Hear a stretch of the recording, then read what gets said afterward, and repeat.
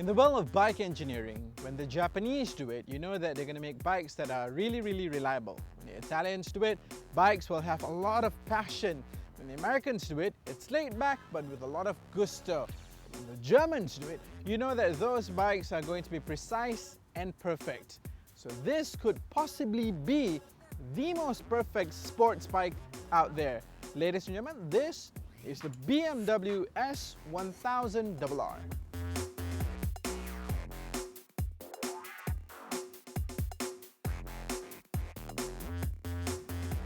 When the bike was first introduced in 2010, it already created a lot of media frenzy because they were all saying that the bike was so good. In 2015, BMW basically reworked the bike, making it even better, and to allow people to immediately recognize the bike, they basically gave the bike a brand new face. So the first thing you will definitely notice in the newer S1000RR is the fact that the headlamps are completely new. Now the peaked eyebrow, the Sienna Zane eyebrow as my friend called it, is now on the rider right side as opposed to previously not being so.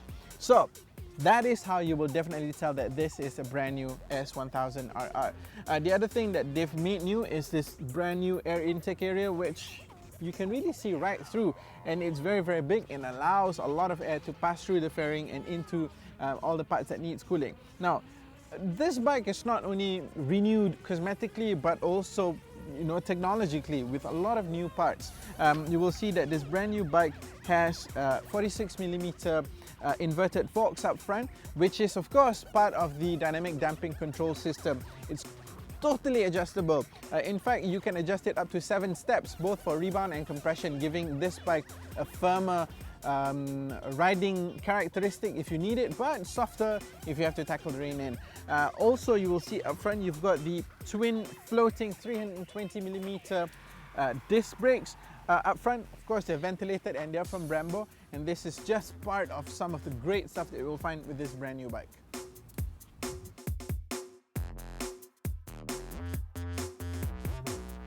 When you come to the side of the bike, you will realize that there's this very exotic looking assembly happening down below, and it really is exotic because that is actually the aluminum double strut swing arm with a single spring strut down the middle. Now, of course, this is for rigidity and for lightweight, that's why they're using aluminum, but the single spring strut is of course part again of the DDC, which means it's totally adjustable, rebound, compression, the whole works. This entire suspension system really is what BMW really has harnessed to ensure that this bike will perform its best on track. Now, if you've got go power, you also need stopping power.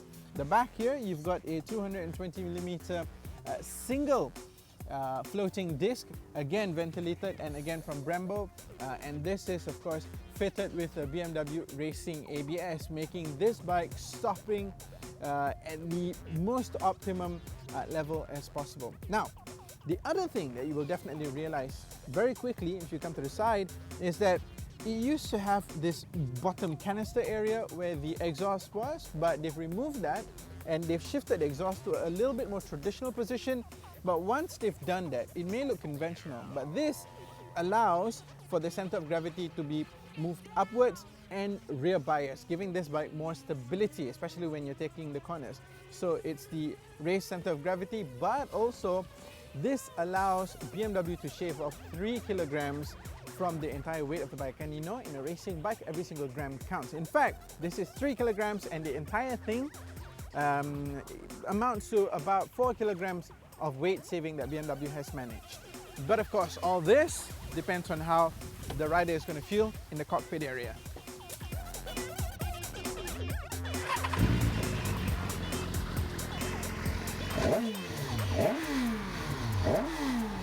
So, this cockpit area of the BMW S1000RR, right?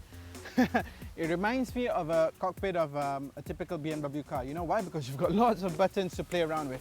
So let me just turn the ignition on and you'll be able to see the whole works of what's happening over here. You've got buttons over here, you've got buttons over here.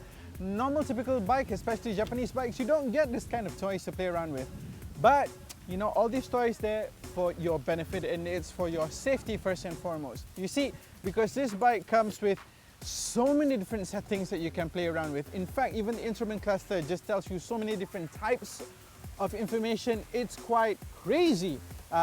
Let's talk about the clocks first. You get a big clock that tells you your rev counter, and you can see it revs all the way up to 16,000, but red line comes in just above 14,000 RPM, and it's pretty straightforward. You've got your speed in digital numbers right down the middle of the clocks, and you've got a bank of different information. You've got the mode, the riding modes, you've got your range. You can toggle from the different types of information you want, from range to how much your fuel consumption, all the way down to how you've set up the bike. You've got the mode button over here, which allows you to choose from the different riding modes that you could choose from. You've got Rain, Sport and Race, which is the standard one. Then you've got Slick and User. User, of course, is completely customizable to you.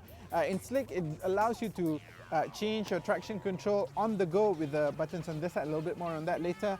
But you've got Rain, Sport and Race, which really alters the sensitivity of the bike. Rain being the least sensitive, giving you the softest setting as compared to Race, which just firms everything up and just quickens every single thing up. On this side, you've got the ABS button, and of course you've got the hazard light button. You've also got a toggle for a rocket switch for your lap times. Very handy if you're trying to time yourself. This part over here, then you've got the turn signals, and you've got this very crucial button over here which says Slick. Now this is where you get to choose the sensitivity of the traction control, the slickness of your bike, up to 7 steps. And this you can do on the go when you're either in the Slick or User mode.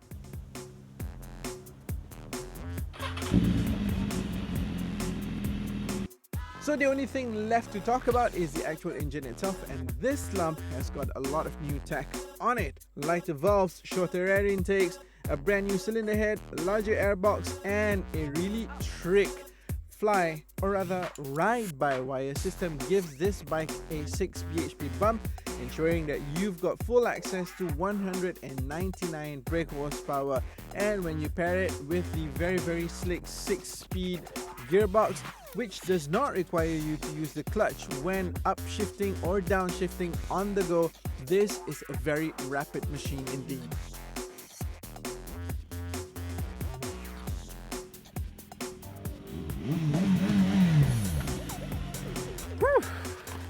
What can you say, man? This bike really is next to perfect. The thing that I love the most about this bike is that it allows you to do so much with it. There's so many different types of input that you can have. You can really make this bike truly your own, because you can dictate exactly how you want it to behave. You want it, you want to take it for a daily ride and you want to use it for a daily rider, you can make the bike softer and more livable. You want to take it to the track, you will definitely make this bike give this bike the opportunity to make you the star, because you can just set it just the way that really pushes you to the outer limits of what you can do as a rider. And as you get better, the bike will allow you to have further improvements on the bike itself. It is so pliable and so malleable in that way, that this bike really is a sports bike for every single stage of the way. From the moment you want to try to go into the 1 liter bike category all the way up to being a pro in this category, the BMW S1000RR is definitely the bike for you if you want to get from good to great.